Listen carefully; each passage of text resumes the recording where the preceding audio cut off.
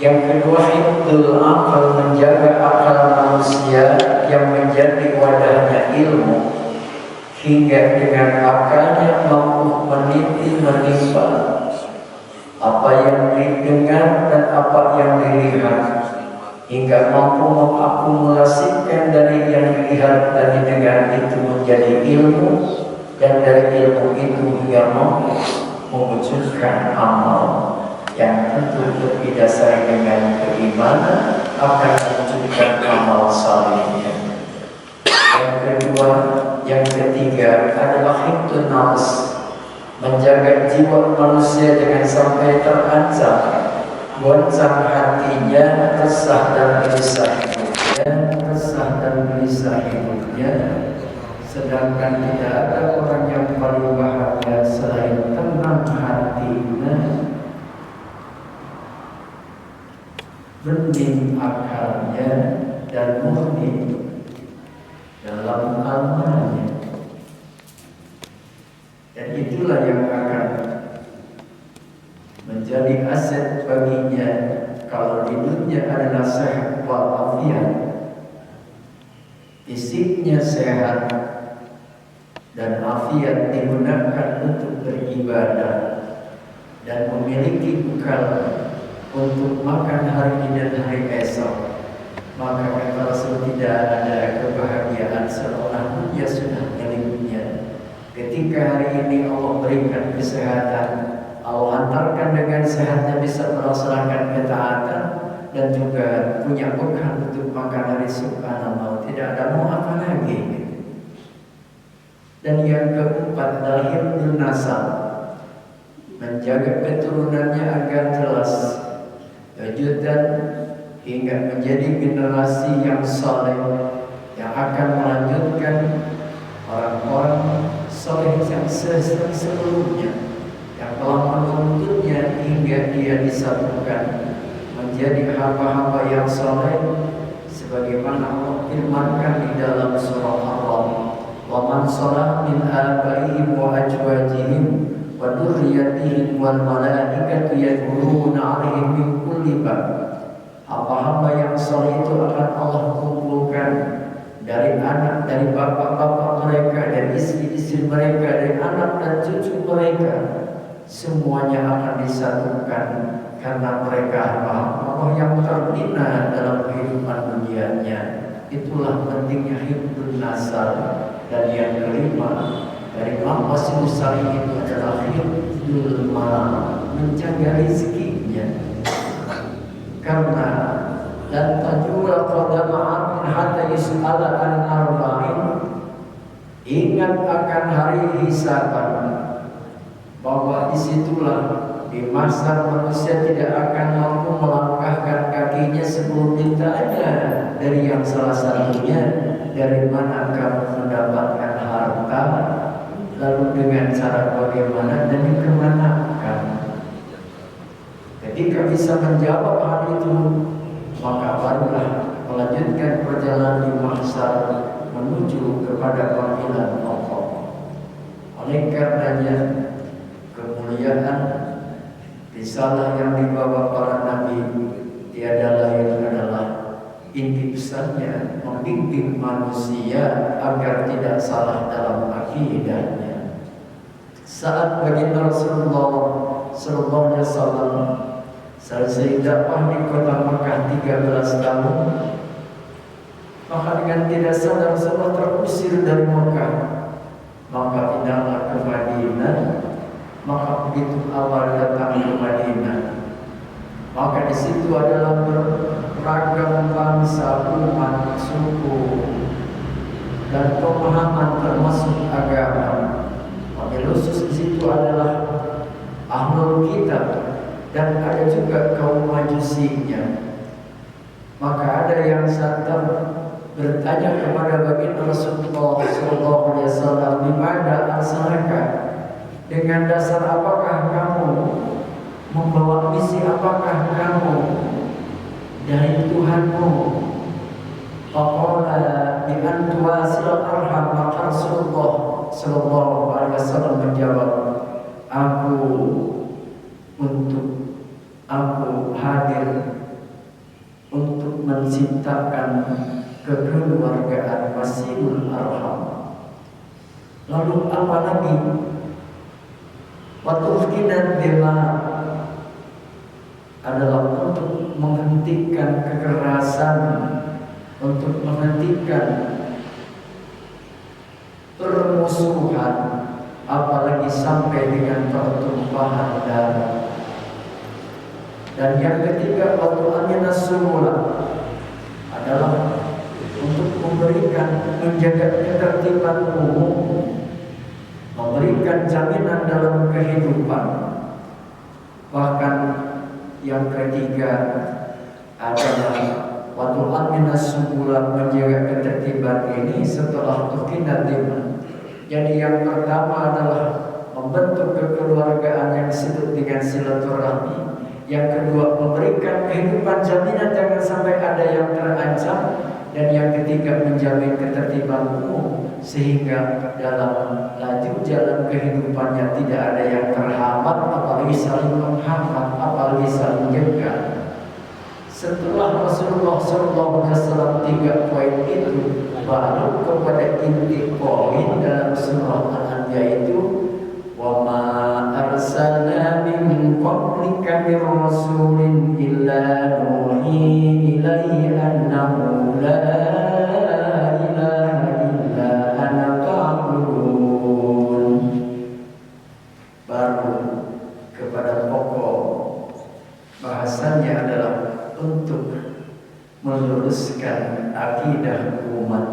Waktu sirul usan, jangan sampai hamba-hamba masih ada yang menyembah patung dan berhala. Selama 13 tahun itu, disitulah Rasulullah dengan beratnya mengajak umatnya agar meyakini Allah yang menurut mereka tidak bisa dilihat, tidak bisa diraba. Karena memang itulah, kalau ajaran tauhid tidak juga dihantarkan dengan ilmu berikutnya yang disebut dengan ilmu tasawuf, maka memang Allah tidak terlihat, tidak bisa diraba, tapi dengan keimanan yang tinggi akan merasakan kehadiran Allah. Salah satunya, rabatlah fisiknya. Siapakah yang bisa menggerakkan jantungnya? Siapakah yang bisa untuk menggerakkan hingga bisa menarik nafasnya? Dari situ saja, kalau orang yang beriman mampu memahami, akan merasakan kehadiran Tuhan, kehadiran Allah. Dan disitulah untuk menggeser keyakinan orang tidaklah mudah. Sampai-sampai Rasulullah SAW itu dengan waktu 13 tahun dakwah di Mekah, sampai Rasulullah diusirnya, bahkan disakitinya, barulah di situ Allah menuntunnya. Dan itu ada begitu perjalanan Rasulullah dalam dakwahnya, termasuk dukungan dari keluarga, baik pamannya termasuk yang menjadi pendamping yang mulia, Ibu Khadijah al-Kubra pun telah wafatlah. Maka disitulah dikatakan Amul Hajan, tahun duka cita, betapa sedihnya ditinggal sang paman. Kakek pun demikian, sudah duluan meninggal. Orang-orang yang subhanallah dicintainya pun sudah meninggal, apalagi Ibunda Mukmin Ibu Khadijah al-Kubra pun sudah meninggal. Maka di situ Rasulullah SAW, betapa sedihnya, himpitan, desakan dari orang-orang yang didakwahi yang tidak mau menerima dakwah Rasulullah SAW. Akhirnya Rasul hijrahlah ke Madinah dengan beberapa saat. Maka itulah terjadi yang akan menjadi bahasan berikutnya, yakni di bulan Rajab. Beberapa hari lagi akan masuk bulan Rajab, dikenal dengan bulan Isra Mi'rajnya baginda Rasulullah sallallahu alaihi wasallam. Wa yu'abbadullah wahdahu la yusyrik bihi syai'an. Dan kedua, setelah Rasulullah mengingatkan tentang peribadahan, maka mengajaknya hanya untuk menyembah Allah yang Maha Esa. Maka visi dan misi Rasulullah SAW atau semua para Rasul yaitu menolak kemusyrikan dan menegakkan ketauhidan. Walaqad ba'atsna fi kulli ummatin rasula an ibudullaha wastanibu taghut. Inilah pesan semua Rasul dalam mengawal dan membimbing umatnya agar mereka tidak lagi menyembah awsan, tidak lagi menyembah patung, dan tidak lagi meyakini tauhid. Barangkali alam yang sudah serba modern ini tidak menutup kemungkinan berhala-berhala yang dulu oleh kaum jahiliyah itu diyakini, boleh jadi zaman sekarang pun ada orang yang masih meyakini tauhid itu. Salah satu tauhid adalah sesuatu yang dianggap kuasa oleh dirinya selain Allah, termasuk manusia yang lebih mendapatkan kedudukan, jabatan dan dunia ini, sehingga berpayah-payah berjuang sana sini hanya untuk membela itu. Sedangkan untuk membela Allah dalam tugas dirinya sebagai khalifah di muka bumi dilupakan. Padahal ingat, tujuan diciptakannya manusia adalah untuk menyembah Allah, untuk mengenal keagungan Allah, untuk memelihara dan menjaga alam semesta yang Allah amanahkan, dan juga untuk melaksanakan amanah yang mulia adalah misi dakwah ini, dan agar manusia jujur dalam melaksanakan dalam kehidupan ini. Kenapa? Karena semuanya akan berakhir. Maka kalau pada sungguhnya lalu membahas bahwa tentang muhasabah diri sebagai bentuk wujud keimanan kepada Allah, maka kita mulai dengan meluruskan akidah kita sebagaimana dakwahnya baginda Rasulullah SAW meluruskan keyakinan umatnya.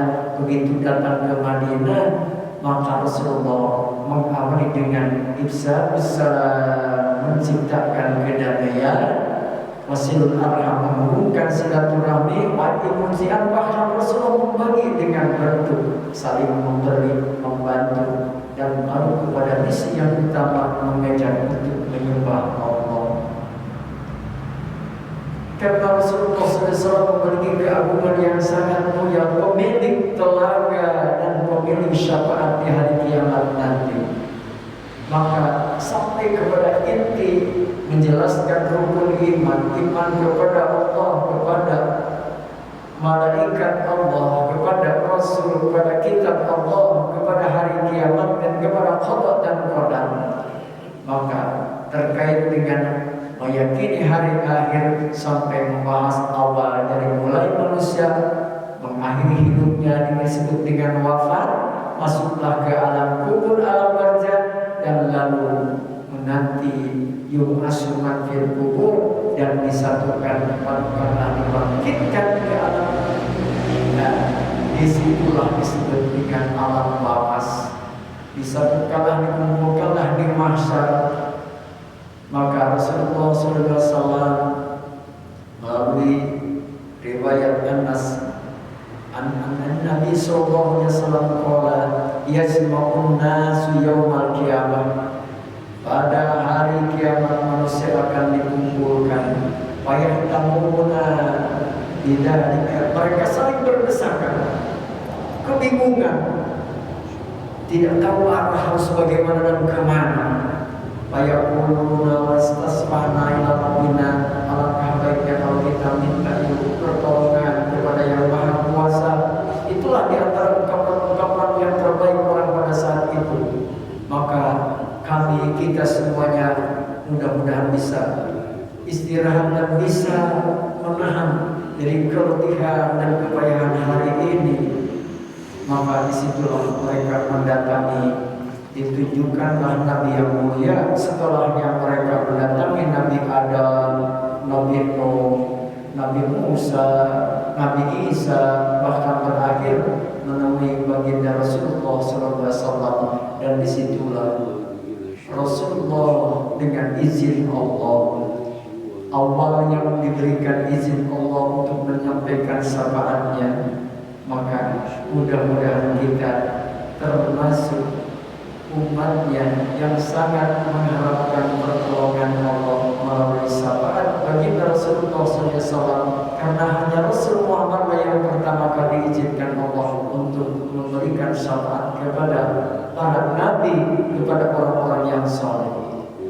Karena itulah apa yang menyebabkan seseorang mendapatkan syafaat Rasulullah SAW yang pertama tiada lain adalah taatlah kepada Allah dan Rasulnya. Atiullah wa atiur Rasul, taatilah Allah dan Rasulnya.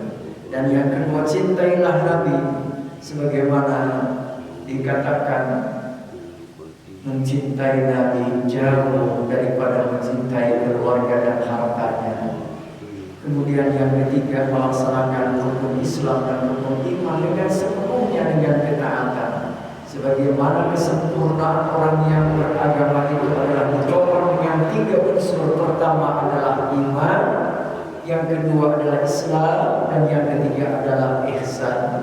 Dan yang keempat itu adalah memperbanyak sunnah Rasulullah SAW, yakni mengutip salah satu hadis, yaitu adalah Rabi'ah bin Ka'ab al-Aslami, adalah merupakan sahabat Nabi yang dekat dan bermalam di rumah Rasul, dan dia membantu apa yang diperlukan Rasul. Saking Rasulullah merasa puasnya atas pelayanan sahabat itu, Rasul pun bertanya, "Silni, mintalah kamu kepadaku apa yang kau mau." Maka sambil merasa malu dan bersyukur, merasa bangga atas pertanyaan dari Rasul, maka dia dengan pelan mengatakan, "Mintalah kepadaku." Maka dia mengatakan, "Aku hanya ingin mendampingi Rasul di surga subhanallah." Hal tadi kata Rasul, adakah selain itu? La ya Rasul, aku hanya ingin menyertai Rasul. Karena itulah Rasul menyatakan, "Baiklah, kalau kamu hanya itu yang kau harapkan, yuk ini alaika, bantulah aku demi engkau agar engkau bisa menyertai aku." Maka apa kata Rasul? Bikasratis sujud, perbanyaklah sujud. Artinya perbanyaklah sholat di luar sholat fardu, maka lengkapkanlah sholat kita.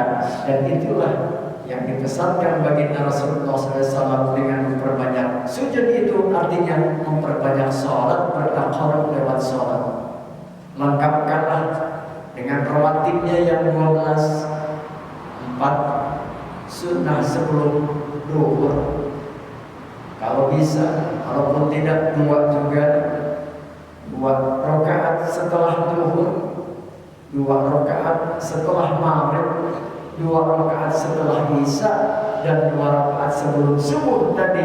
Maka subhanallah, itulah yang dipesankan bagi Rasulullah SAW. Di kasrati sujud, jagalah melalui sujud itu, karena ibadah yang paling tidak akan ada yang menghalangi hubungan dirinya dengan Allah saat dia sujud di tempat yang paling dasar adalah bumi. Maka Allah yang maha tinggi menyambungnya dengan dirinya. Maka disitulah kata Rasul, "Yuk bantulah aku dengan cara kamu memperbanyak sujud kepada Allah, insya Allah kamu akan menyertai aku." Kemudian apalagi, perbanyaklah salawat kepada baginda Rasulullah Sallallahu Alaihi Wasallam semampunya. Banyak salawat-salawat yang diubah, dicontohkan dengan bentuk-bentuk salawat yang pengagungan kepada baginda Rasulullah Sallallahu Alaihi Wasallam. Ya ayyuhalladzina amanu shallu alaihi wasallimu taslima. Bersalawat kepada Rasulullah Sallallahu Alaihi Wasallam. Kemudian apalagi merawat dan menyantuni fakir miskin. Ternyata itulah akhlak yang dicontohkan bagi Rasulullah SAW.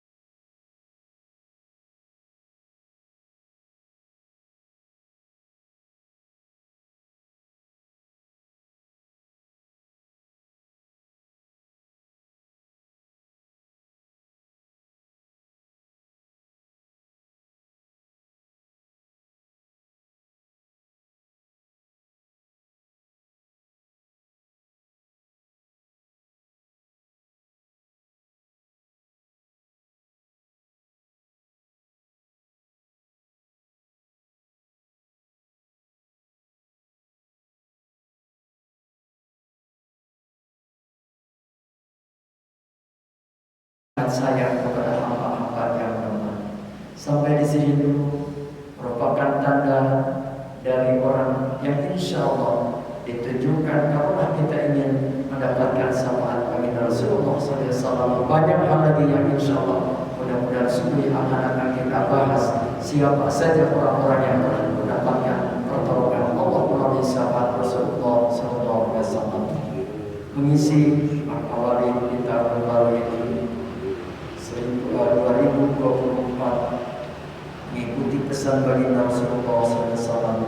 Mari kita menciptakan hidup baru dalam artian mengisinya penuh dengan kesungguhan, luruskan akidah kita, perbanyaklah untuk silaturahmi, berilah dan tolonglah orang-orang yang lemah, bantulah orang-orang yang tidak mampu, dan tunjukkanlah orang-orang yang sesat, dan tetaplah istiqomah dalam ketaatan melalui sholat. Insya Allah Allah akan senantiasa menuntut kita sampai akhir hayat kita berjumpa dengannya, mudah-mudahan dengan ridha Allah. Allahumma shalli wa barik ala hamdan syakirin hamdan na'imin hamdan yuwafi ni'amahu wa yukafi mazidahu ya rabbana lakal hamd kama yanbaghi li jalali wajhika wa li sultan Allahumma ya rahman disubuh ya rahmati bila syukur masyukuri iman memuji kebesaran menggabungkan kemuliaan ya Allah. Ampunilah dosa kami, dosa ibu bapa kami, dosa guru-guru kami, dosa kaum muslimin muslimat ya Rahman. Istiqomahkanlah akidah kami, luruskanlah ibadah kami, muliakanlah dan tinggikanlah alam kami melalui mencontoh dan mutaba'ah kepada baginda Rasulullah sallallahu alaihi wasallam. Karena itu ya Allah, tiap waktu, tiap saat, tiap hari kami hanya menyandarkan kami kepada agama, karena dengan agama itulah tempat menyandarkan segala urusan kami. Mudahkan pula ya Allah urusan dunia ini, karena hidup di dunia ini sementara dan yang kami membutuhkan materinya. Mudahkan urusannya ya Allah, dan mudahkan pula urusan akhirat, karena akhirat adalah tempat kembali kami. Di dunia inilah kami mempersiapkan perbekalan untuk menuju hidup yang abadi. Karena itu ya Allah, bimbinglah kami dan janganlah menjadi hamba yang merugi ketika nanti menghadap-Mu ya Allah. Rabbana taqabbal minna innaka antas samiul alim wa tub 'alaina innaka antat tawwabur rahim. Rabbana atina fid dunya hasanah wa fil akhirati hasanah wa qina adzabannar. Sallallahu alaihi wa sallam. Subhana rabbika rabbil izzati amma yasifun wa salamun alal mursalin walhamdulillahi rabbil alamin. Assalamualaikum